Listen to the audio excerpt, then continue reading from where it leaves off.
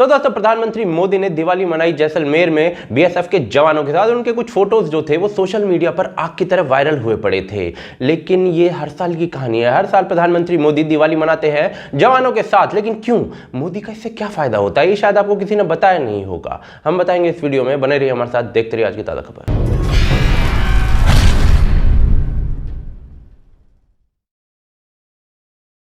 तो दोस्तों कल देश के प्रधानमंत्री मोदी जो थे वो लोंगेवाला में थे देश के जवानों के साथ, बीएसएफ की टोली के साथ। और उनके ट्वीट के अनुसार उन्होंने ऐसा इसलिए किया ताकि वो देश की और अपनी सॉलिडारिटी जो है वो जवानों के साथ दिखा सके। लेकिन ये इस साल की कहानी नहीं है बस। 2014 में प्रधानमंत्री बनते ही मोदी पहली दिवाली सियाचिन के बर्फीले ग्लेशियरों में जवानों के साथ मनाते हैं। 2015 में मोदी जवानों के साथ वेस्टर्न बॉर्डर्स पर थे। 2016 में दिवाली जवानों के साथ चीन बॉर्डर के समीप मनाई थी। 2017 में कश्मीर के गुरेज में भारतीय जवानों के साथ थे। 2018 में मोदी आईटीबीपी के जवानों के साथ उत्तराखंड में थे। 2019 में राजौरी में और 2020 में जैसलमेर में बीएसएफ के जवानों के साथ। अब कांग्रेस और बाकी विपक्षी दल जो है उसे नाटक और पीआर से कंपेयर करते हैं। कहते हैं कि भाई एक पर्टिकुलर इमेज बनाने के लिए और अपनी पीआर के लिए मोदी हर साल ऐसा करते हैं और हर साल इसी प्रकार के कमेंट आते हैं। लेकिन सच क्या है, तो उसके लिए हमें जानना पड़ेगा कि प्रधानमंत्री बनने से पहले भी मोदी क्या इस चीज को फॉलो करते थे। तो जी 2013 में मोदी जो है वो इंडिपेंडेंस डे, स्वाधीनता दिवस मना रहे थे कच्छ में बीएसएफ के इन्हीं जवानों के साथ भारत पाकिस्तान बॉर्डर पर। 2019 में नया साल मना रहे थे कच्छ में इन्हीं जवानों के साथ बीएसएफ के।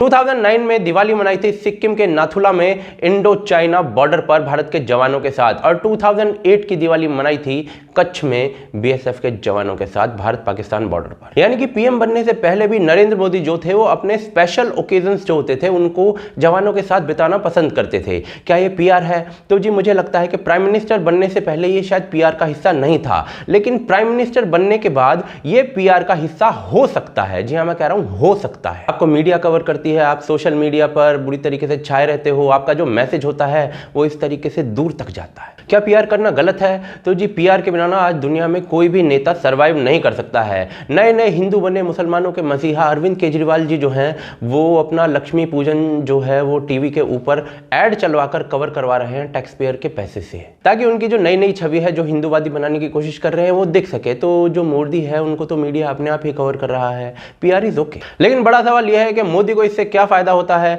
और देश को इससे क्या फायदा होता है। तो जी मोदी को होने वाला फायदा तो बहुत ही जबरदस्त है, वो मैं थोड़ा सा आगे आपको बताता हूं। लेकिन पहले ये सुन लेते हैं कि देश को क्या फायदा होता है। तो जी एक्चुअली क्या होता है कि ऐसे ओकेजन्स पर ना मीडिया कवरेज पूरा होता है। अब चीन के साथ क्या चल रहा है वो हम सब जानते हैं बॉर्डर पर, दूसरी तरफ पाकिस्तान के साथ कब से क्या चल रहा है वो भी हमको पता ही है। अब ऐसे मौके पर जो जवान अपने परिवार से दूर बैठे हैं उनके साथ मोदी जाकर टाइम बिताते हैं और कहते हैं कि भाई जब तक मेरी दिवाली ना पूरी नहीं होती, जब तक मैं आप लोगों के साथ टाइम नहीं बिता लेता, तो उन लोगों का मोरल बूस्ट हो जाता है। दूसरी तरफ इन ओकेजन्स पर कुछ ऐसे मैसेज दिए जाते हैं।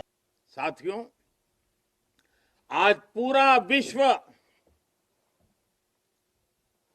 विस्तारवादी ताकतों से परेशान है। आज भारत की रणनीति साफ है। आज का भारत समझने और समझाने की नीति पर विश्वास करता है। लेकिन अगर हमें आजमाने की कोशिश की फिर तो जवाब भी उतना ही प्रचंड मिलेगा।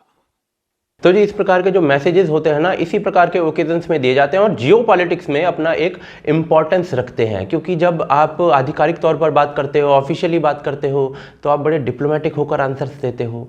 इस प्रकार के आंसर स्ट्रॉन्ग मैसेज वाले जियो पॉलिटिक्स में इसी प्रकार दिए जाते हैं। लेकिन अब थोड़ा सा बड़ा सवाल कि मोदी का इस पूरी चीज़ों से क्या फ़ायदा होता है। तो उसके लिए आपको पोस्टल बैलेट सिस्टम को समझना पड़ेगा। क्या होता है ये पोस्टल बैलेट सिस्टम?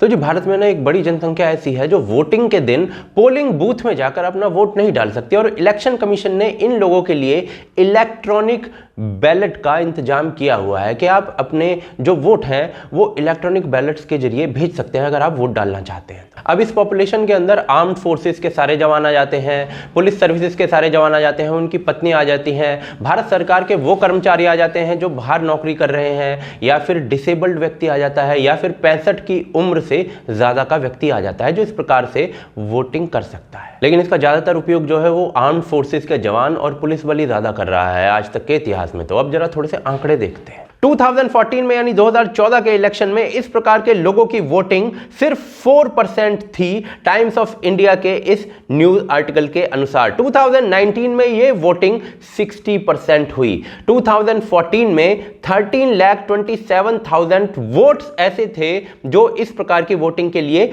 रजिस्टर्ड थे, लेकिन इनमें से वोट किया सिर्फ 4% ने यानी 4% ने। 2019 में 18 लाख से ज्यादा ऐसे वोटर्स रजिस्टर हो गए और वोट किया 60% ने। प्रिसाइज होकर बताऊं तो 18,02,646 लोगों को इलेक्ट्रॉनिक बैलेट्स जो हैं वो डिस्पैच किए गए थे, जिसका यूज किया 10,84,266 लोगों ने। यानी कि ये इतना बड़ा वोट बैंक था जिस पर शायद कोई ध्यान ही नहीं दे रहा था। और अब ये वोट किसको जा रहा होगा आप खुद सोच सकते हैं। पर सवाल ये आता है कि क्या मोदी वोट बैंक बनाने के लिए इन जवानों से मिल रहे हैं? तो मुझे ऐसा नहीं लगता है, क्योंकि सीएम थे जब वो गुजरात के, तो भी लगातार इस प्रकार के काम को कर रहे थे। और जो गुजरात है ना, वो हमें बहुत बड़े बड़े व्यापारी देता है, लेकिन जो सेना के अंदर जवान हैं उनमें गुजरातियों की संख्या काफी कम है। तो गुजरात का सीएम रहते हुए भी वो ऐसा काम कर रहे थे और उस समय इस प्रकार के लोगों का वोट पाना तो इम्पॉसिबल था। तो फिर क्या ये जो वोट बैंक है वो अपने आप बन रहा है? जी हाँ, और ये सिर्फ जवानों के केस में नहीं है, महिलाओं के केस में भी है। बिहार का जो इलेक्शन है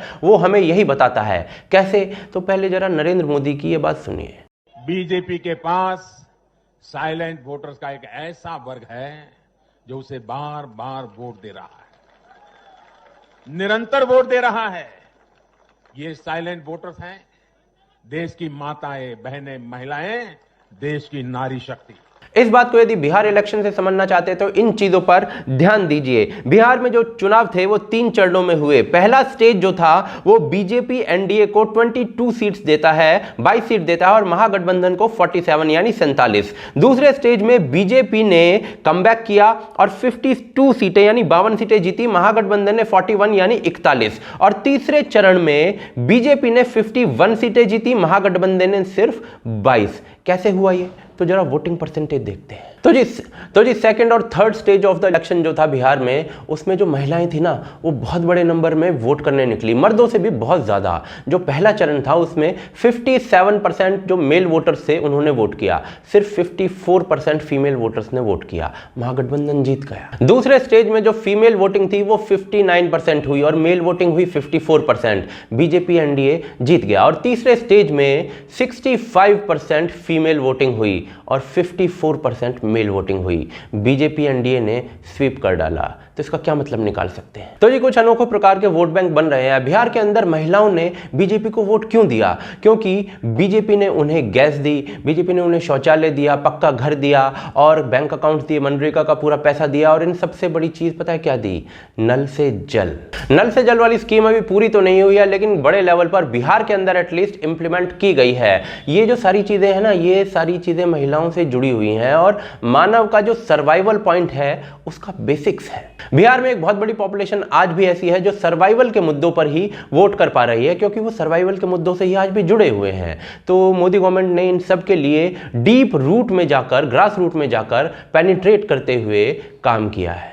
हाँ, जो जनसंख्या भाई इकोनॉमी जैसे मुद्दों पर वोट करती है वो मोदी को कभी वोट नहीं करेगी, क्योंकि इकोनॉमी की हालत आज की डेट में हम सब जानते हैं। लेकिन जहां तक वेलफेयर स्कीम्स की बात है, उनका जो इंप्लीमेंटेशन है वो डीप रूट, ग्रास रूट में जाकर हुआ है और उसका फायदा मोदी गवर्नमेंट को मिल भी रहा है। तो दोस्तों, ये है एक नया सच। कुछ ऐसे वोट बैंक्स बन रहे हैं देश के अंदर जो कभी सोचे भी नहीं जा सकते थे। आई एम श्योर आज जो है वो मोदी विरोधी मुझे गाली देने वाले हैं, जैसे कुछ पिछले दिनों में मोदी के प्रचंड समर्थकों ने मुझे गालियां दी थी। लेकिन चलिए, मनोरंजन भी जरूरी है, लेकिन सच वही है जो मैंने आपको इस वीडियो में दिखाया है। मोदी का जवानों से मिलना भी चुनावी क्षेत्र में मोदी के लिए बहुत बड़ा फायदा साबित हो रहा है, और शायद कोई ऑपोजिशन वाला इसको ढंग से समझ भी नहीं पा रहा है। लेकिन आप इसे पीआर कहेंगे या मास्टर स्ट्रोक कहेंगे, ये बात मैं नहीं जानता, क्योंकि मैं बेहद भोला आदमी हूं ना। तो आपको पता होगा, आप हमें बताइए जरा कमेंट करके आप क्या कहते हैं इस बारे में। दूसरी तरफ अगर आप हमें सपोर्ट करना चाहते हैं तो patreon.com है, ज्वाइन बटन है, आप हमें सपोर्ट कर सकते हैं। लिंक्स डिस्क्रिप्शन के अंदर हैं और पिन कमेंट के अंदर हैं। आप हमारे मर्चेंडाइज ले सकते हैं। जो टी शर्ट शिवाजी महाराज की मैंने पहनी हुई है वो आप ले सकते हैं, जिसका लिंक डिस्क्रिप्शन और पिन कमेंट के अंदर है विद डिस्काउंट कोड। आप देख रहे हैं आज की ताज़ा खबर। जय हिंद, जय भारत।